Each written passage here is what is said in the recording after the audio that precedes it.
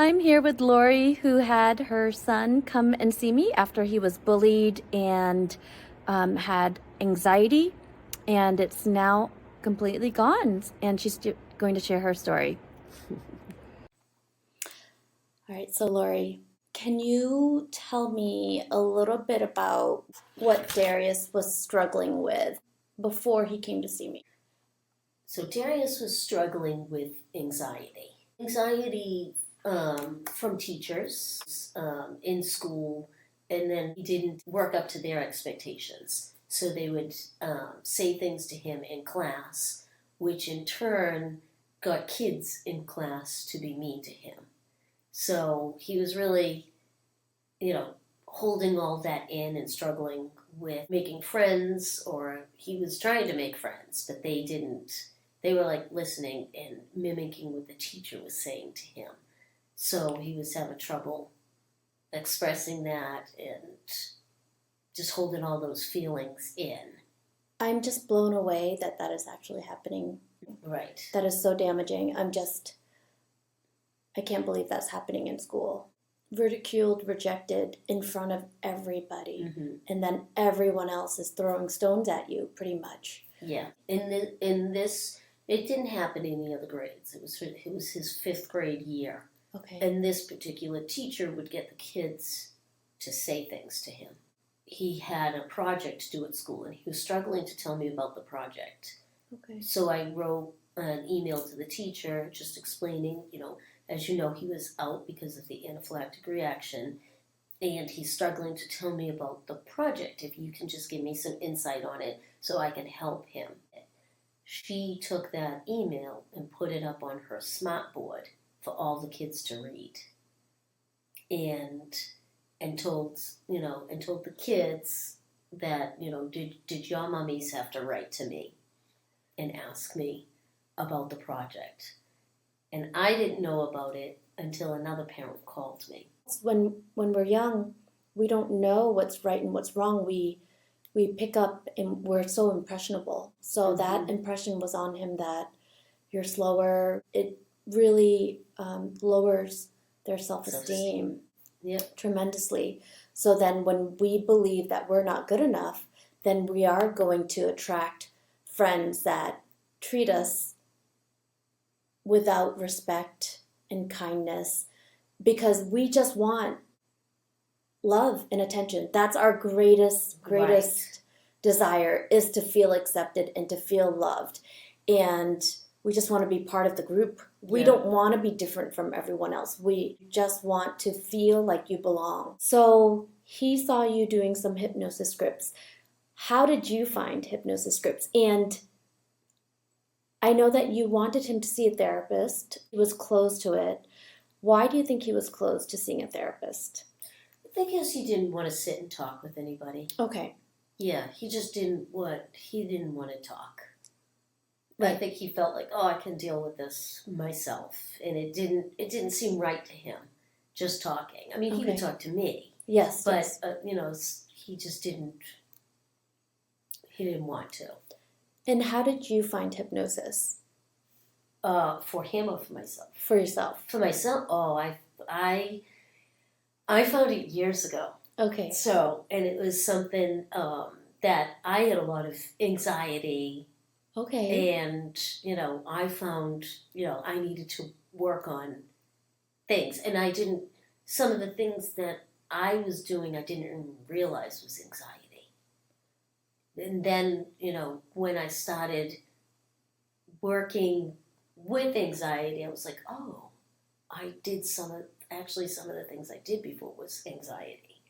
So I started using scripts, and I started reading books, and I started doing everything and listened to the script for the 21 days, and I started seeing such positive changes. Fantastic. That, I was like, wow. And sometimes the changes were just so, I didn't even realize I had changed. Like it happened, and then I was doing things differently, and it was for the better. And it was like, wow. So you were no longer trying and kind of consciously, okay, I have to remember to do this. It just started to naturally happen. Naturally happen. fantastic. Can you give me some examples of the anxiety that you were struggling with, if you are comfortable sharing? So I was, it was like at my job. Okay. When I was working for the Department of Children and Family, I had to work. I had to go into court, Okay. and I really struggled with that. I didn't want to speak in front of anybody, but it was part of my job. But I really didn't want to. I was good with paperwork, and I was good with things, but when it came to work with people, I didn't want any part of it. I just couldn't think of what to say. It just didn't really come natural to me, and I didn't want to do that part of the job. Okay, so you were highly anxious about it.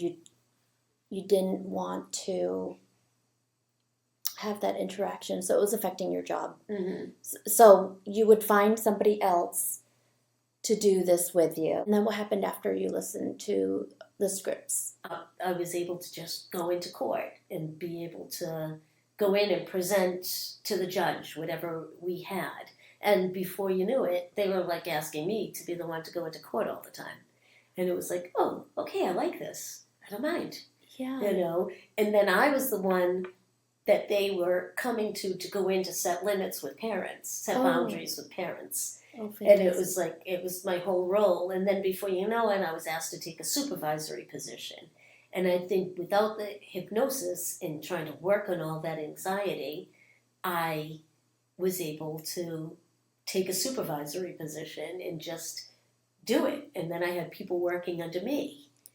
And I was the youngest of 8 children. I was the baby. Yes. And I was very babied. And I always found that I latched onto one of my brothers and sisters and let them do the talking for me. Right. And, and I even found as an adult, as soon as they were around, I went and I would stand like right beside them. Yes. Like I was attached to them. Yes. And, that's what you learned. That was so familiar. Somebody was always there to help me and talk for me. Yes. So and that's why you did that at your job, but then when it was affecting your job. Mm-hmm. Oh, that's fantastic.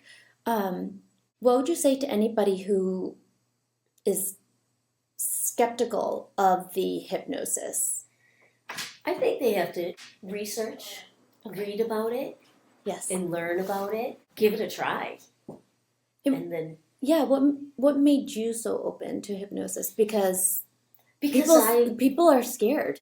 So I didn't want to talk to anybody, but I knew it was impacting me. So my oldest sister, she was using hypnotherapy for some of her clients who were giving birth. Oh, and I asked, hypnobirthing. Yes. So I asked her about it, and she explained it to me. So then I just started doing research, and I was like, "This makes sense. Yes, I need to try this." And then as I opened myself up to it, I was always more of a holistic person too. If it was like, I wanted to eat healthy. I wanted to do healthy things. So I was like, I wanted my brain to be healthy. And I wanted to be more assertive and do more things. Yes. So when I started doing that and reading anything I could, that's when I saw the changes. And I just knew that was right for me. And it made such an impact. It's so important to do things on a holistic, natural level where we're not dependent on a drug. Right. Because what happens when you run out of the drug? And not be dependent on something exterior. Exactly. But have the control, have the power within yourself. And a lot of people with anxiety, they struggle with loss of power. Yep. They need to control everything, but then they're giving their control over to a drug. Right. And I have a client who came to me for fear of flying, but her whole entire family has anxiety, and her husband was on medication, or he's yet to come to see me, but they ran out of the medication last year, and he went ballistic. It really has a profound effect on your ability to cope and live when all of a sudden there's no more of that medication. Right. What are you going to do? Yeah. And so you wanted to be able to cope and overcome this at a natural level where you're dependent on yourself. Mm-hmm. How was Darius's anxiety impacting him before he saw me? Yes. So I think with Darius, I think it affected he was trying to control things a lot. Okay. So I think his anxiety tried to control things, even control my other kids and do things. And I think he thought it was a caring thing to do, but it was more control. Because now that he's dealing with anxiety, he's not doing those same things. Now it is coming across as more of a loving big brother and not trying to control a lot of the household. And he's not also like trying to seek all the attention. I think he just feels more love of himself. Yes. That, he just is happier. Yes. And things that he would do before just all went away. Yes, because before there was a feeling of lack of not having enough self-love, so I need it from everybody else. Mm-hmm. And then now you have more self-love and you don't need it from anyone else. And you recognize that if someone's not treating you well, that's not okay. Because you see yourself as worthy and lovable. And those are things that I definitely add into the recording, building that confidence. Yes. You have to build the confidence from the inside. Yeah. And he was okay with slowly releasing friends that weren't treating him nice. And he was just like, no, I'm not going to them. They don't treat me nice. I'm so proud of him. And then he has now found a group of friends that, one by one, he's just been getting more, and they treat him nice, and and he treats them nice, and he's having fun, and he's okay with the other kids that he's not going towards. That's so important for us to have healthy, thriving, good relationships. So depression is caused by saying harmful, negative things to yourself all day long, not doing something that you love, not finding your life purpose, which, of course, when you're a kid, you don't always know that, but not doing enough of what you love. And then number 3 is not connecting. Mm-hmm. Not connecting with other people. When we're bullied or there's fighting going on in school or disagreements or everybody's looking at me, I need to look over my shoulder if there was ever a fight. Never able to relax in school because that might happen again. I might be completely picked on again and called out, singled out. So then we want our kids to focus in school, and they can't because of all of the social stuff. And it doesn't even necessarily have to be people doing it to us outwardly, actively, right. But it's in our mind because we have the PTSD from what happened before. Exactly. And I'll use this example. 20-something years ago, I was in a fashion show for charity, but I walked down the walkway of the catwalk and I slid onto my butt almost into a table at the end of the catwalk. Mm-hmm. No one remembers that except for me. Yeah. So we relive these things. I don't remember it anymore. It doesn't bother me anymore. Right. I've gotten over that, but I use that as an example of we'll have these flashbacks of that time that I was so humiliated, and that is just as painful as having a broken arm or a broken leg. Exactly. The emotional pain is actually more tremendous because the arm heals. Talk therapy can be very beneficial. It can be great if you get to the root first. Mm-hmm. So it's like mowing the lawn, the grass grows back. Sessions, hypnotherapy sessions, RTT sessions, get to the root. We pull out what is in the subconscious mind, and it's not scary. We pull it out, we plant new seeds, and then you get a recording, and that is watering your garden, giving it sunlight, Can you describe what improvements you see now in Darius?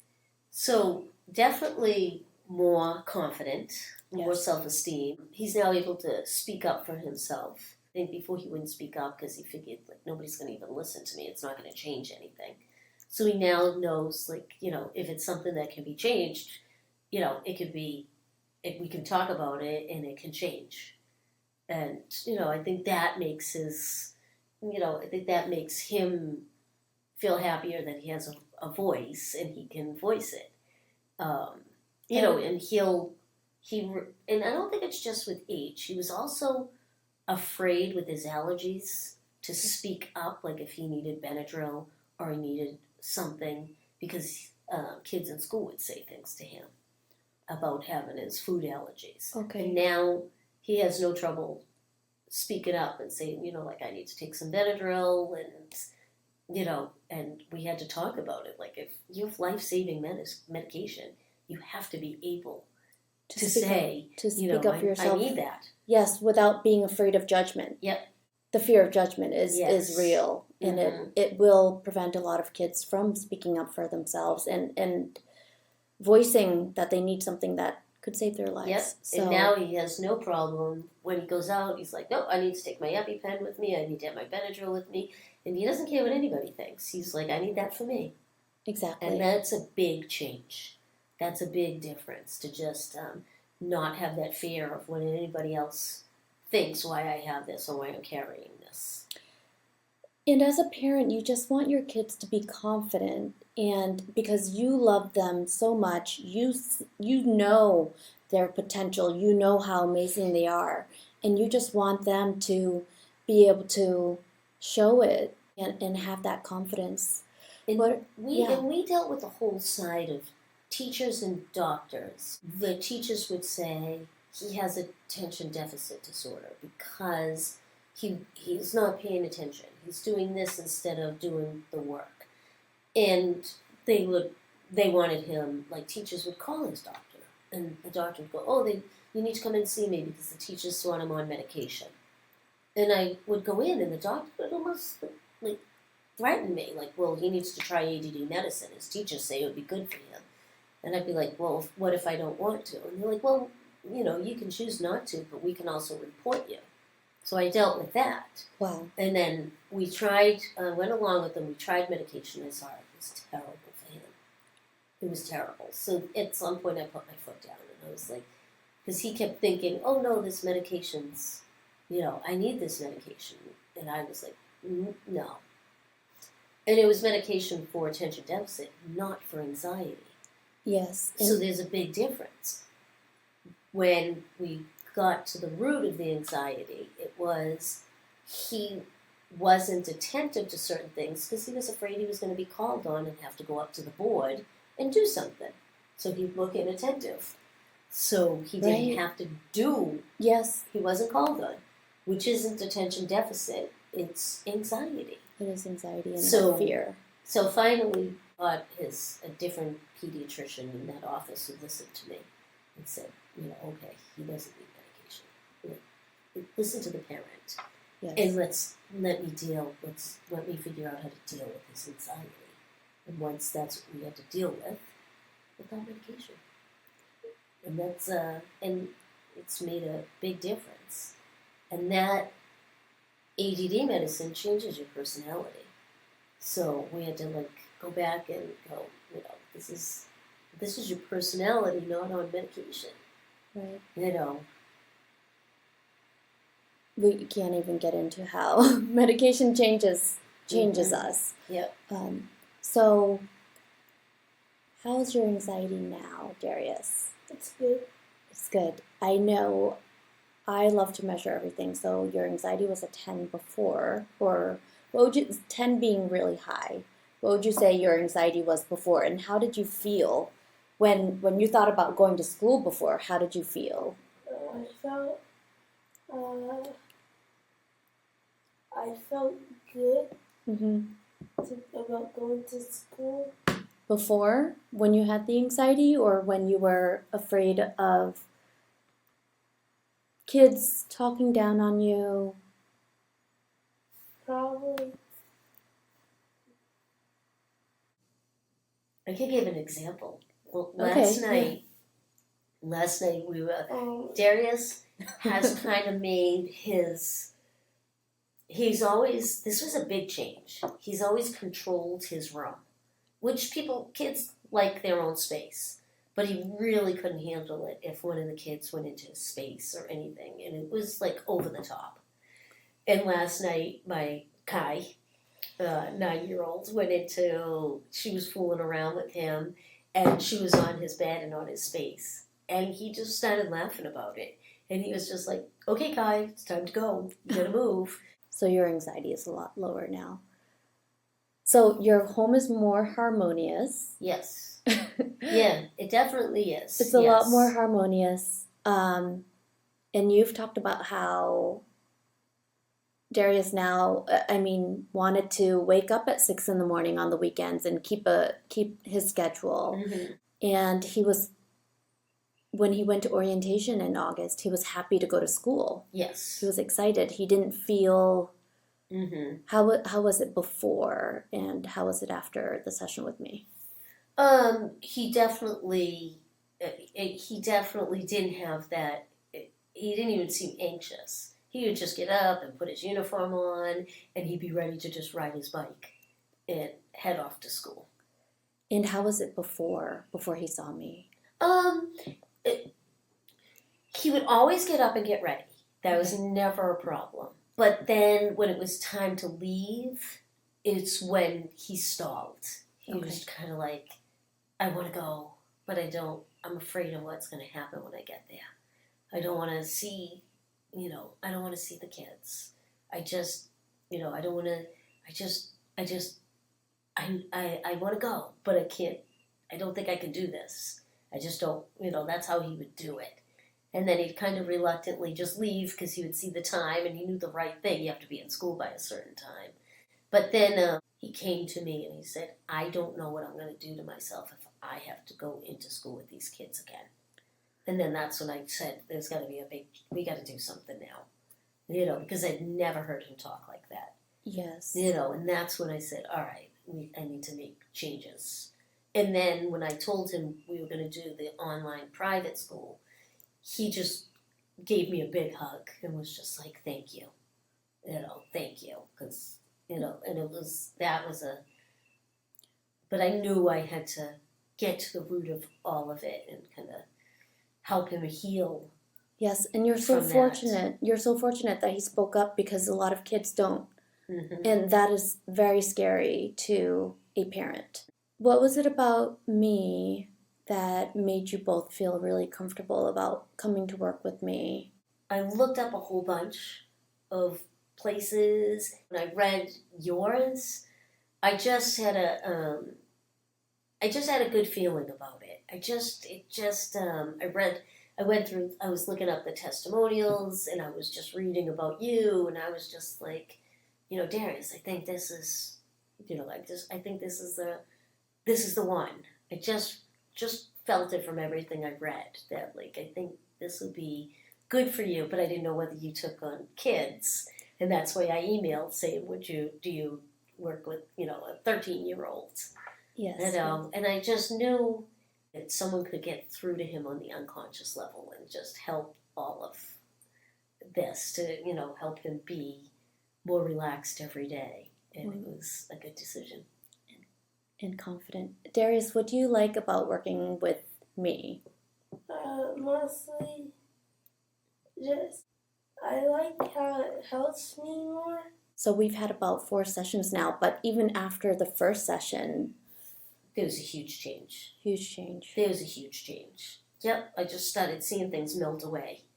That, every day it was just such a difference, with, when you have somebody who tries to control their whole environment, it's like anxiety or depression that they may not even understand.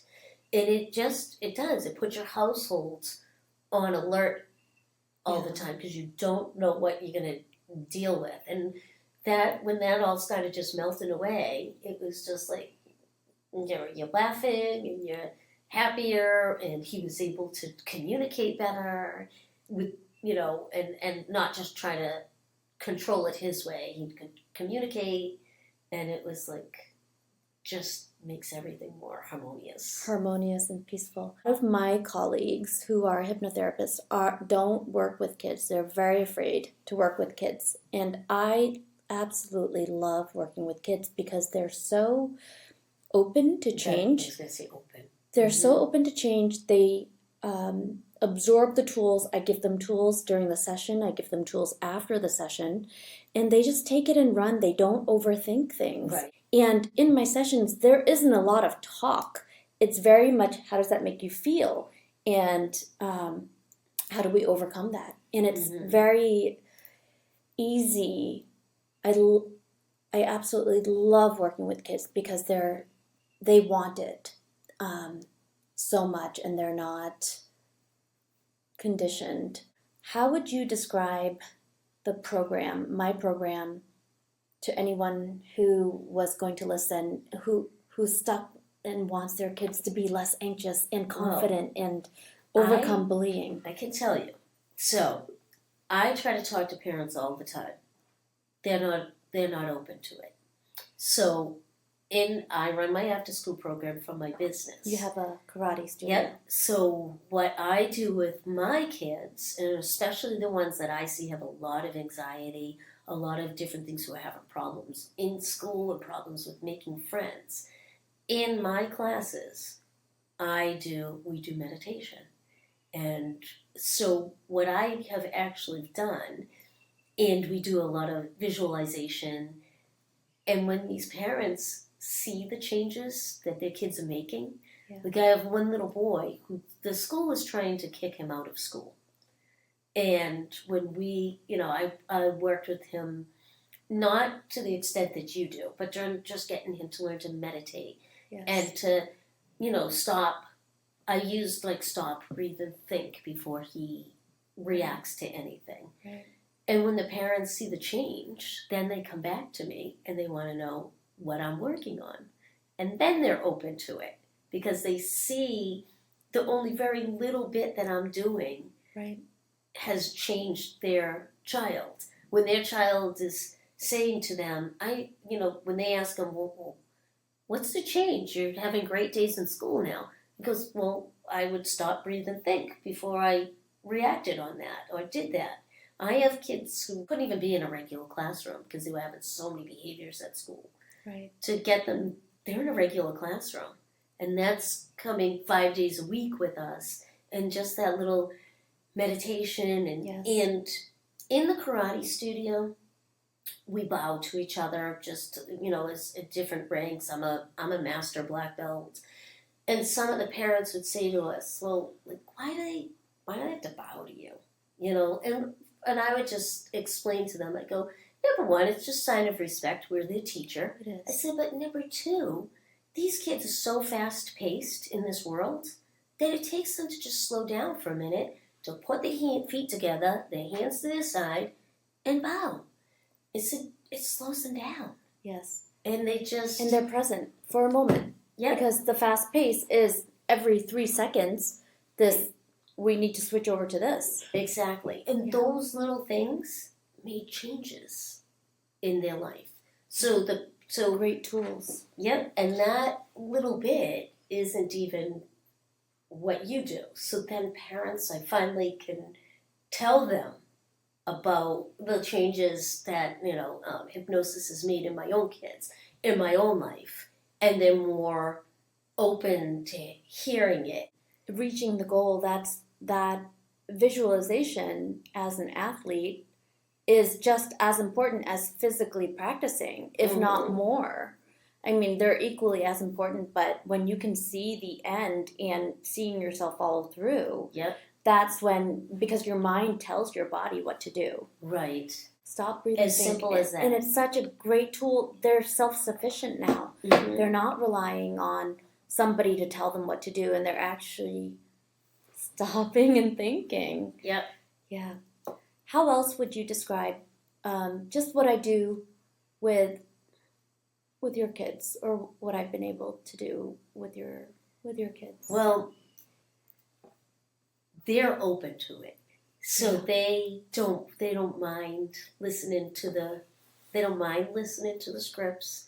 Right. And so they get a recording every night to listen to, and Kai's actually excited to go to bed. She's excited. She loved getting her own recording. Yes. And they start seeing the changes in themselves. So she's happy. So when she sees now something else that she's struggling on, then she comes to me and she's like, well, what can I do to help that part that I'm now, struggling with? Is there another recording? Is there something I can work on? Yeah. Even my 7-year-old, she loved to go to school. She's extremely social. She's very, very, very, very smart. Her vocabulary is bigger than any of my other kids. But she's just struggling with that dyslexia.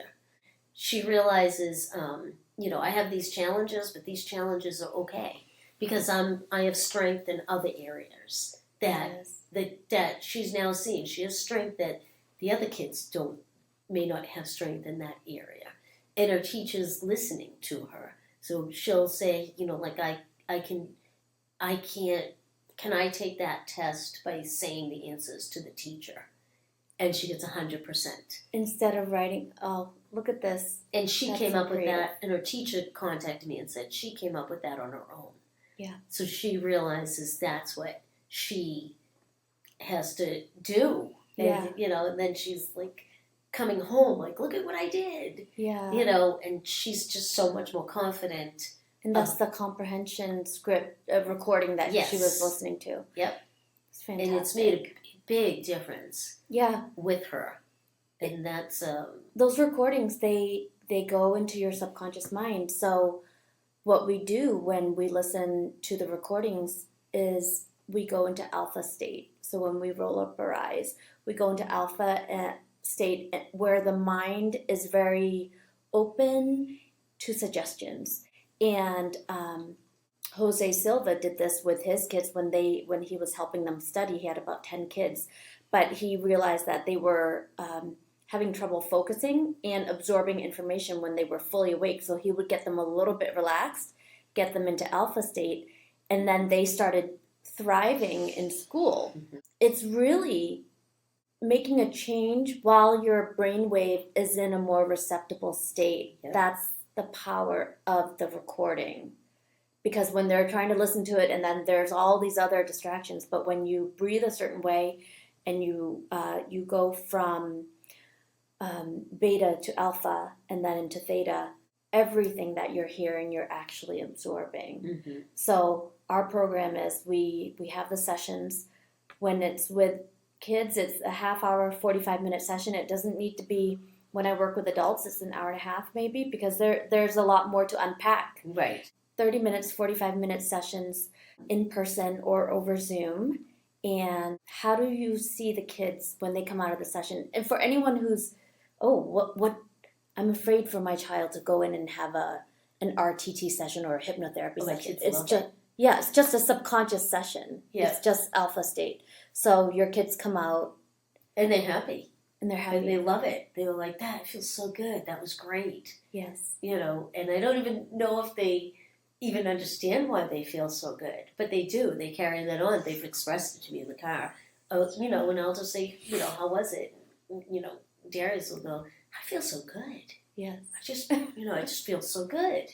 And it's all about the feeling. They don't have to have the most intricate details or words and descriptions. It's we react to what we feel. How we feel are our thoughts and our beliefs. So it's our beliefs which control our thoughts, and then that controls how we feel, and based on that is our actions and then our results on the outside. But we're trying to change all of our results without changing the belief first. Right. So getting to the root of the beliefs is what we do in the sessions. And then when they listen to their audio every night, that changes the neural pathways. And that is instilling the confidence, instilling the new beliefs. How would you describe the recordings in one word, maybe, to describe it to a parent? Or, why do they have to listen to these tapes every night?